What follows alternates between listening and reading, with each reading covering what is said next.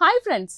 సాధారణంగా ఒక జాతి జంతువుల సంఖ్య పెరగడం శుభవార్తగానే భావిస్తారు. కానీ కొన్ని సందర్భాల్లో అదే విజయగాథ పెద్ద సంక్షోభానికి దారితీయొచ్చు. ప్రస్తుతం ఆస్ట్రేలియాలోని దక్షిణ ఆస్ట్రేలియా రాష్ట్రంలో కోలాల విషయంలో అలాంటి పరిస్థితి కనిపిస్తోందని శాస్త్రవేత్తలు హెచ్చరిస్తున్నారు. అసలు ఈ ఆందోళనకు కారణం ఏమిటో ఇప్పుడు తెలుసుకుందాం. ఆస్ట్రేలియాలోని university of technology Sydney, Flinders university of Wollongong శాస్త్రవేత్తలు ఈ అధ్యయనాన్ని నిర్వహించారు. పరిశోధనకు డాక్టర్ ఫెడరిక్ సాల్టరే నేతృత్వం వహించారు. ఈ అధ్యయన ఫలితాలు ఎకాలజీ అండ్ ఎవల్యూషన్ జర్నల్లో ప్రచురితమయ్యాయి. దక్షిణ ఆస్ట్రేలియాలోని మౌంట్ లోఫ్టీ రేంజెస్ ప్రాంతంలో కోలాల సంఖ్యను తొలిసారిగా సమగ్రంగా అంచనా వేశారు. పరిశోధకుల అంచనా ప్రకారం ప్రస్తుతం ఈ ప్రాంతంలో ఉన్న కోలాల సంఖ్య ఆస్ట్రేలియాలోని మొత్తం కోలాల జనాభాలో దాదాపు 10% కలిగి ఉంది. అంటే ఈ సంఖ్య ఇప్పటికీ స్థానిక పర్యావరణ వ్యవస్థ భరించగల స్థాయిని దాటిపోయిందని శాస్త్రవేత్తలు చెబుతున్నారు. కంప్యూటర్ నమూనాల ఆధారంగా చేసిన అంచనాల ప్రకారం ఎలాంటి చర్యలు తీసుకోకపోతే వచ్చే 25 ఏళ్లలో కోలాల జనాభా మరో 17 నుంచి 25% వరకు పెరిగే అవకాశం ఉంది. దీంతో వాటికి ప్రధాన ఆహార వనరైన యూకలిప్టస్ చెట్లపై తీవ్ర ఒత్తిడి ఏర్పడవచ్చు. కోలాల సంఖ్య అధికంగా పెరిగితే అవి పెద్ద మొత్తంలో ఆకులను తినడం వల్ల అడవులు దెబ్బతినే ప్రమాదం ఉంది.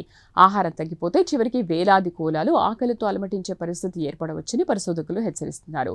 భవిష్యత్తులో భారీ స్థాయిలో కోలాల ఆకలి మరణాలు సంభవించే ప్రమాదం ఉందని వారు పేర్కొన్నారు. ఈ సమస్యకు పరిష్కారంగా పరిశోధకులు పలు మార్గాలను పరిశీలించారు.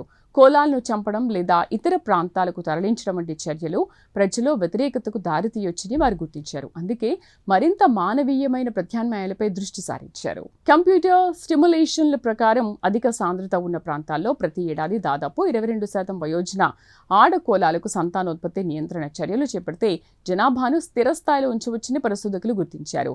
25 ఏళ్ల పాటు అమలు చేసే ఈ కార్యక్రమానికి సుమారు $34 మిలియన్ వ్యయం అవుతుందని అంచనా వేశారు. చూసారుగా ఫ్రెండ్స్, తూర్పు ఆస్ట్రేలియాలో కోలాల సంఖ్య తగ్గిపోతుండగా దక్షిణ ఆస్ట్రేలియాలో మాత్రం వాటి సంఖ్య వేగంగా పెరుగుతోంది.